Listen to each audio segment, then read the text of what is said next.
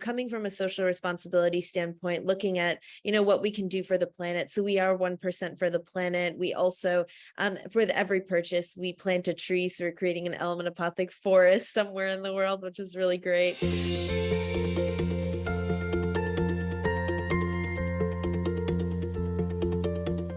Dr. Swathi, thank you so much for joining us on Cannabis Matters today. Thank you for having me. Yeah, it's our pleasure. You've had quite the journey in cannabis, and I'd love to press stop, rewind, press play, and kind of hear how you got into cannabis, what your entry point is, and what your why is for being in the industry. Yeah, so I never thought I would end up in the cannabis space, and I couldn't be more happy to be here. But I was always interested in integrative health, and that was kind of like the root of my interests and what drew me to herbs in the first place. And so I knew from a young age that I wanted to be in integrative health. I knew the value of preventative medicine. And, when I saw pharmacists in the pharmacy, to me, they were, standing right between the supplements as well as the prescription meds. So I thought it was like this really great in between. And then once I got to pharmacy school, really realized the emphasis on the curative aspect rather than the preventative. And so I knew that with my pharmacy knowledge, I would be able to use that in the context of preventative medicine. And so I was looking for an opportunity and like a mentor in that space, found an incredible mentor, Dr. Pam Tarlow, who I did a rotation with as I was finishing pharmacy school. And then after that, moved out to train with her full time. And so we decided to start the first ever and still only postdoctoral residency training program for pharmacists interested in this unconventional space. And so I was able to start that program with her and be the first resident. So I trained in both the pharmacy and a clinic setting with an integrative focus. And so it was through that I really got to delve into herbs and traditional Chinese medicine, Ayurveda, and also cannabis. And so I just fell in love with the plant, with the endocannabinoid system. And I always joke, but it's not really a joke, that anyone in science, once they learn about the endocannabinoid system and the possibility and like its capabilities, then like people are forever changed, and they like the nerdiest people love cannabis and they love the endocannabinoid system, because once you know about it, you can't not know about it. And so that's what led me to cannabis. It's been a very incredible path. And so after I finished my residency training, I did a lot of consulting. So I worked with some small brands to help with product formulation and medical education and blog content and, different content creation things. And then since then, I met my co-founders of Element Apothec. So we're a CBD botanical wellness brand. And I met them through LinkedIn, through networking, and one conversation led to another. And then we decided to start our brand. So it has been an incredible, unexpected path. But I always say like the things that are the most important to me are innovation and impact, and how I can do that through a preventative and an integrative lens. You are a trailblazer. You have paved the way for other healthcare professionals to embrace, to pursue, to think about, to talk about publicly, cannabis and non-traditional career paths through creating postdoctoral training programs, industry internships, online courses. I'd love to hear more about this from your side, sort of why you've chosen this path, and also why it was so important for you to chart your own course.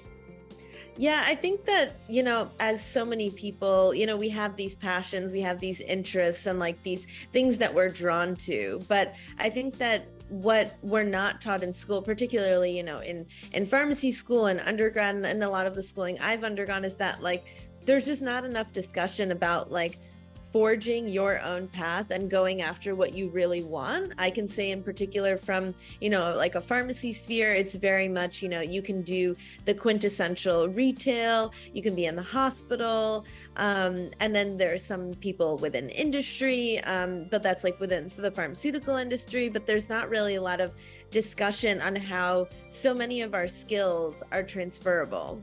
And I think that this is really important, because this is not just a healthcare professional thing. This is any single, career path that anyone can take, comes with a level of schooling or trainership. And then with that, how can we use a lot of those skills in different contexts? And I think that not enough people talk about how, meaningful communication and strong communication skills really do apply to so many different aspects of any role. And then like writing, for example, like that is another really great skill. And I think that we need to look at what types of skill sets that we have as individuals and as, potential professionals, and how we can apply those to different things and like channel them into different avenues that we find bring us joy and that light us up. Because I think at the end of the day, so many people, especially I can speak from the healthcare professional sphere, that like so many people are burning out now, just across health, just across any sort of career path at this point. And I think a lot of people are looking for something that's going to make them excited to get out of bed in the morning, but still, something that they can still apply a lot of their strengths to.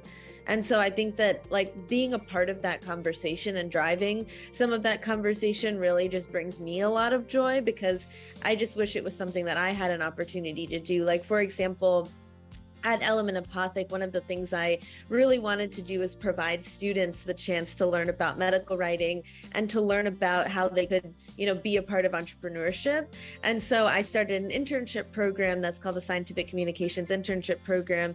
And so initially it was only for pharmacy students because that's my particular background, but we've opened it up to nutritionists and other, healthcare professionals, to anyone who's interested in medical writing. Really, I feel like I'm able to give back to a lot of the mentors who may not even know that I really look at them as mentors, because a lot of them I've interacted with, virtually, or they're people who I've just followed for years and have really just taken note of what they've done and what they've been able to achieve.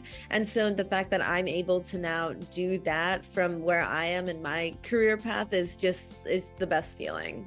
So Element Apothec is an international award-winning beauty and wellness brand. You've co-founded this and currently serve as the chief scientific officer. What does Element Apothec offer, and what unique niche is it carving out in the marketplace? What's the story behind it? Yeah, so Element Apothec, we are very big into transparency and very big into what we can do as a brand to help the overall, population, but also what we can do to help the world and the planet.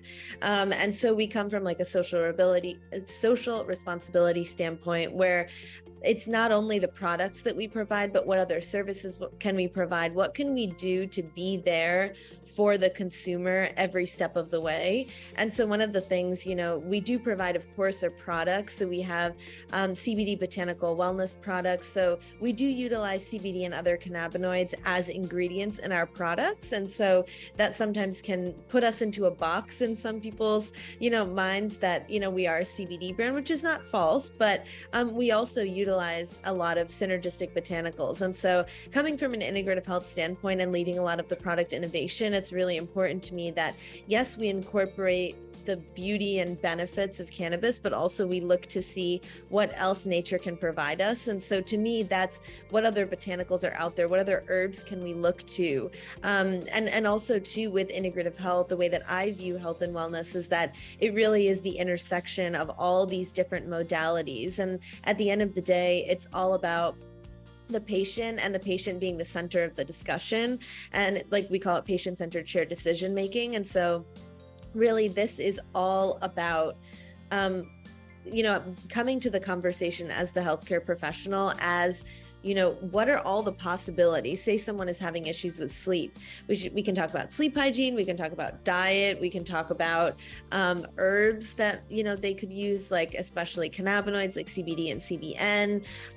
And then we can also talk about, how everything else is going in their life, how their stress levels are they incorporating other, mindfulness activities that could help them. So at the end of the day, that's what's most important to me, is how does it all work together? And so I knew knew if I wanted to go into the whole like CPG space, especially in the cannabis space, that I wanted to incorporate cannabis, but not that be the only thing in our product. So that's really important to me from a product innovation standpoint too, is like, what are we doing to really push the envelope? And so we are a doctor formulated brand. So of course I'm a doctor by training, but then also we have an incredible range of experts on our medical advisory team, from, you know, an integrative gastroenterologist to an integrative dermatologist to integrative pharmacist with formulation experience. And we all put our heads together and just do a lot of brainstorming on, you know, what is the need in the market. A lot of the need, you know, coming from our clinical experience, being like,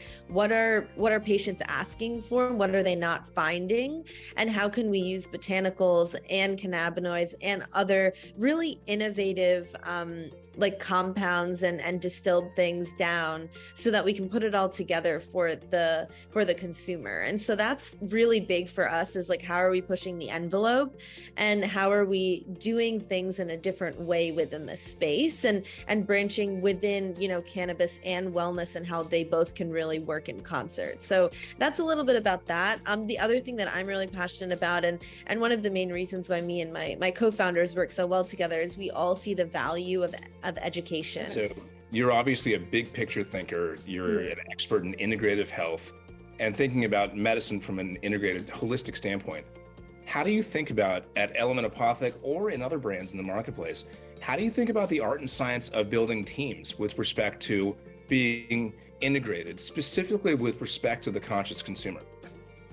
Yeah, so what we have found and what has worked really incredibly has been everyone sitting down and thinking about what their particular, you know, specialties are and what they excel at, what their strengths are. So people we currently have on the team, and then what we are lacking or what we, you know, need a little bolstering on. And so that's the way that we've looked to grow the team, and a way that's been very successful for us is, what are we, like, where are we looking to go? What type of impact are we looking to have?